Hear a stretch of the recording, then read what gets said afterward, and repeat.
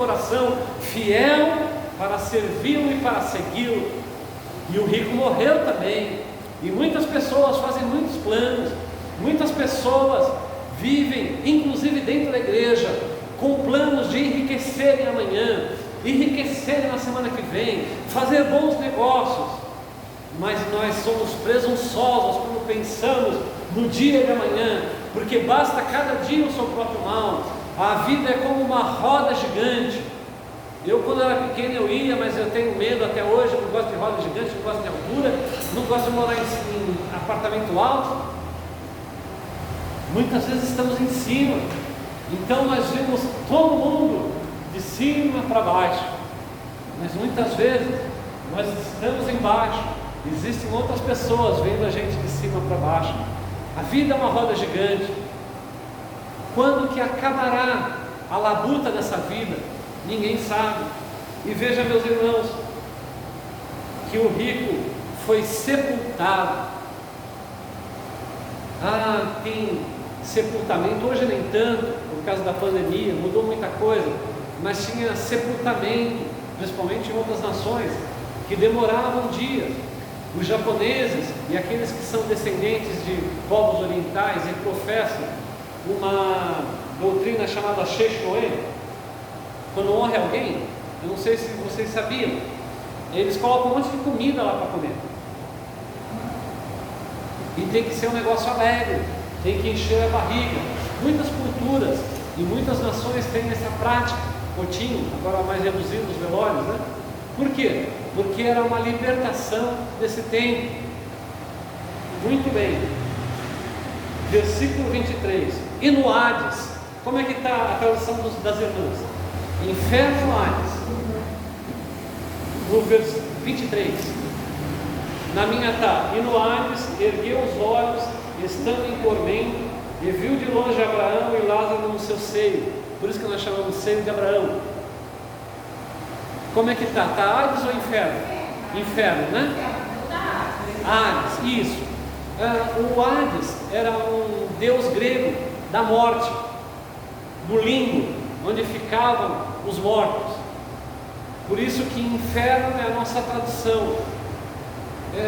Em inglês, quando você estuda inglês, existem duas palavras.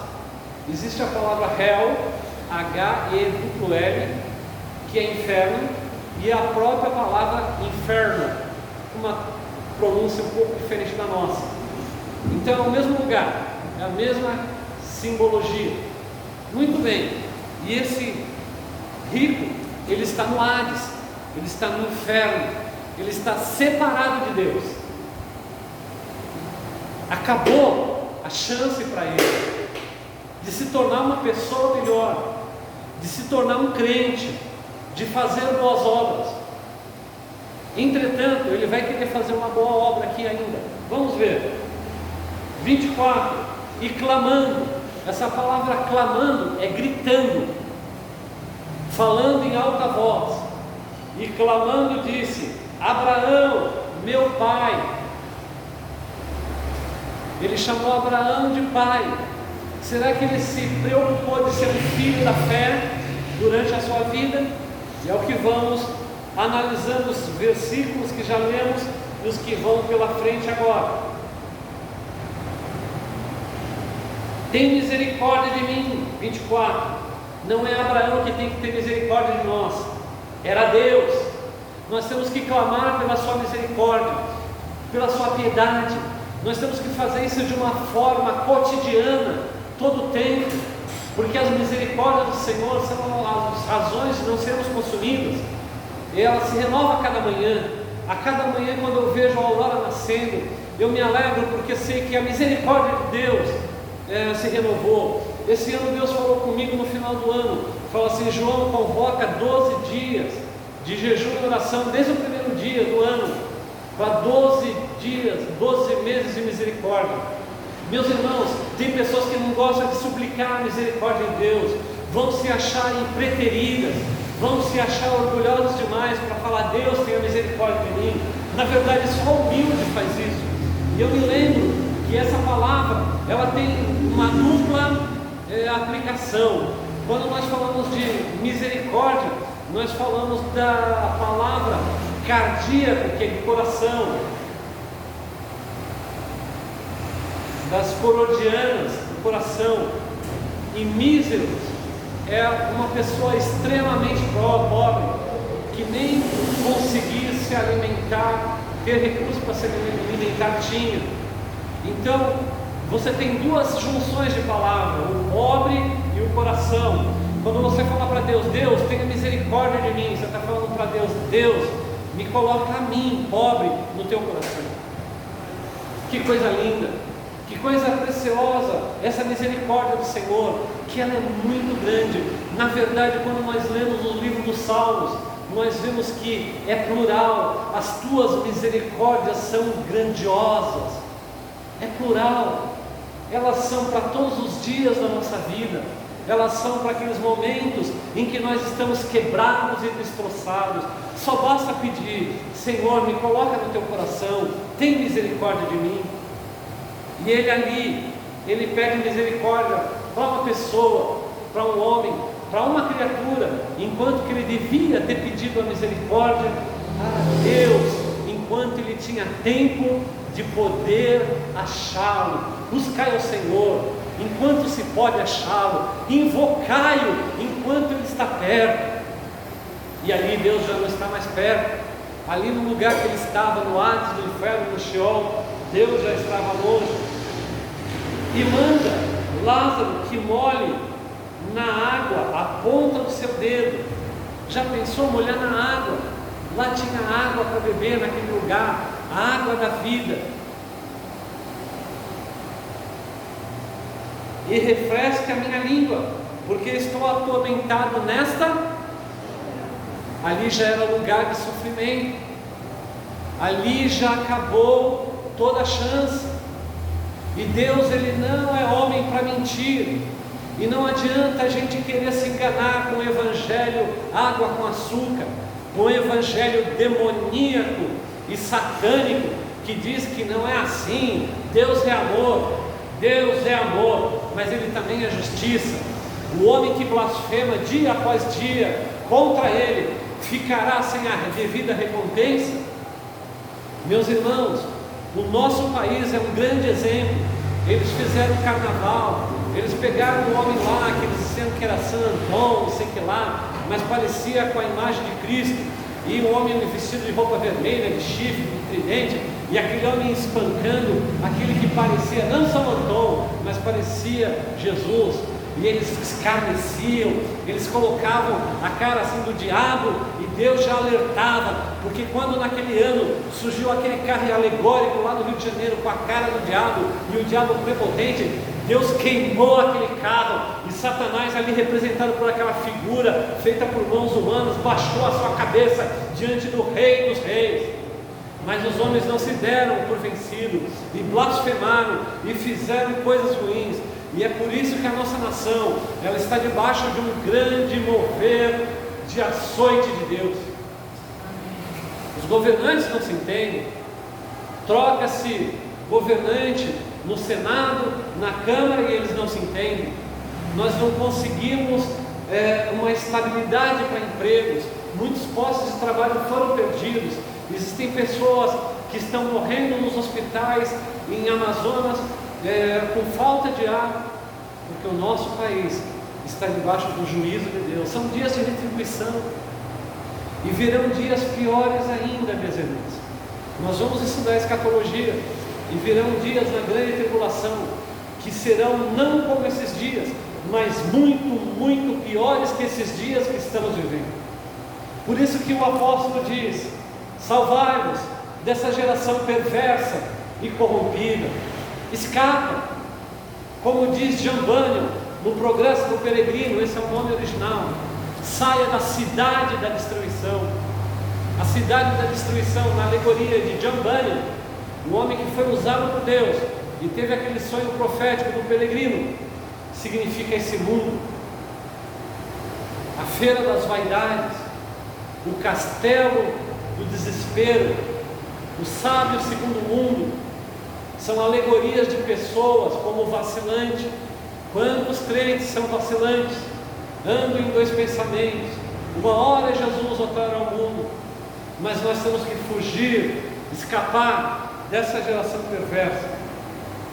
Continuamos a ler o texto. Então ele estava em chama e ele queria um refresco, ele queria um refrigério. Mas como que foi a vida dele antes? Perceba que nem ele no sofrimento ainda se lembra da justiça de Deus. Ele via um pobre coitado que só tinha o seu nome, Lázaro, querendo se alimentar do resto da comida dele. Eu conheci um casal que passou por uma situação bem apertada, não foi, Bruno? E eles tinham somente uma casa na praia, e ali foi no tempo que Deus colocou eles na fornalha para purificar eles. Aquela mulher foi uma mulher muito arrogante, e aquela família que vinha, aquelas pessoas, eram pessoas também arrogantes, mas foram alcançadas pelo Evangelho, foram salvas, mas Deus levou para a fornalha, porque o ouro é purificado na fornalha, e aquela mulher ficou sem ter muitas condições, ficou morando numa casa em que o mar queria invadir a casa. Era um lugar bonito, mas tinham tempestades terríveis, não tinha telefone, não tinha água potável, e ali foi um tempo que Deus tratou. Mas eu me lembro que também tinha uma família que pegava, levava algumas comidas, e nós ficamos bem tristes ao saber que aquela pessoa que levava comida, ela pegava aquele resto daquela lavagem, daquela comida que fica um pouco no prato, né? E se joga, e juntava num saco e levava para aquele casal, para aquela família, que na verdade eram 4 pessoas, comerem. Percebe o pecado? Percebe o coração maligno? O coração maligno era daquele homem, cheio de riqueza, que podia falar: não, eu vou cuidar, eu vou ajudar, eu vou estender minha mão, como os judeus eram ensinados. Mas aquele homem, segundo essa parábola, ele fez o contrário, ele nem ligava, e ele deixava a pessoa com fome, com sede, e só os companheiros que aquele homem que sofria daquelas chagas tinham eram os cães. Vamos ver a resposta de Abraão. Disse, porém, Abraão: filho, lembra-te de que recebeste os teus bens em tua vida. Ele recebeu muitos bens. Meus irmãos, nós que temos bens, eu me lembro de uma canção que diz: tudo que Deus lhe deu, você precisa dar também. Vem doar seu coração, reparte o pão. Que se aproveita alguém chegar na nossa casa, tendo falta do alimento cotidiano, a gente falar assim: vem amanhã, tendo recurso, ou dizer: eu vou orar por você. Se não repartir, não é oração. Quando nós vemos alguém com necessidade, a gente tem que repartir. Me lembro da Márcia do Brandão. Ela viu uma família com necessidade, e ela cortou pelo meio tudo que ela tinha, até meio quilo de sal ela deu. Que coisa linda isso! São pessoas que entendem o valor dos bens que têm. Tudo que temos pertence a Deus. Muitas vezes o homem, ele retém, e fica para quem? Fica para quem aquela despensa cheia de alimentos. Eu ouvi falar com muita tristeza de uma igreja, de um grande ministério aqui da Baixada. São várias igrejas que o ministério tem, e eles tinham uma despensa, e lá naquela despensa tinha arroz, feijão, farinha, tinha bolacha, e aqueles alimentos, minhas irmãs, iam se estragando, os bichos iam comendo, enquanto o lugar que aquela igreja estava era um lugar muito sofrido, jovem. Não podia aquele líder daquela igreja, aqueles líderes daquela igreja, pegar aquilo que estava apodrecendo, não deixar apodrecer, porque é um crime se deixar o alimento apodrecer enquanto tem pessoas com fome no próprio bairro, na própria igreja. Muitas vezes eu vejo com tristeza quando presidentes de grandes ministérios se sentam no tertúlia com a sua liderança e não olham para as próprias ovelhas que têm falta do alimento cotidiano. Como é terrível isso! Não estariam esses homens aqui nessas linhas que estamos lendo? Não estaria Deus alertando esses homens para o arrependimento, porque o mesmo lhes acontecerá? Percebe? Por isso que bem-aventurado é aquele que pega o seu pão e lança nas águas. Depois de muitos dias, Deus o devolverá. Louvado seja Deus! O que adianta a gente reter tudo? A gente tem 10 quilos de feijão porque a gente tem medo que em outubro falte feijão para a gente. Só que vai apodrecer antes da gente usar. Tudo que Deus lhe deu, você precisa dar também. Se você vê alguém com necessidade, estenda a mão, porque um dia poderá ser você. Atos dos Apóstolos diz: mais bem-aventurada coisa é do que dar do que receber. Continuemos então, louvado seja o nome do Senhor. Versículo 25: Abraão, lembra-te de que recebesse os seus bens em vida. Perceba que Abraão continua, mas nós percebemos pelos versículos anteriores que ele usou mal o que Deus deu para ele. Eu teve uma ocasião em que Deus falou comigo: João, o que você tem no bolso? E tinha uma pessoa com necessidade. Eu falei: eu tenho X. Aí Deus falou assim: então entregue. Não falou isso para a minha glória, nenhuma glória minha, mas nós precisamos obedecer o que o Espírito Santo nos diz. E aqui fala de Lázaro, e Lázaro somente males. Lázaro, ele era desprezado não só pelo rico, mas por muitas pessoas. Naquela sociedade, reparem, não teve ninguém que olhava por Lázaro. Não teve alguém que se compadecesse. Lázaro, eu trouxe aqui um pão, eu trouxe aqui um pouco de leite, eu trouxe aqui para você água, eu trouxe aqui para você óleo, que o óleo também era unção para as feridas. Era um homem que só vivia com males. Quantas pessoas veem, meus irmãos, nessa terra e em vários países e só sofrem males? Os governos tão ricos da Europa podiam fazer tanto pelos países da África, mas os condenam à miséria, aquele povo. E agora Lázaro está sendo consolado e tu atormentado. Isso chama-se justiça. Nós esperamos o dia da justiça. Na minha pregação eu não quero falar de pastores que vivem regaladamente como ricos, não. Eu quero pregar o Evangelho. Eu só não quero ser um homem que se engane como muitos têm se enganado. Eu quero ter meu coração em Deus.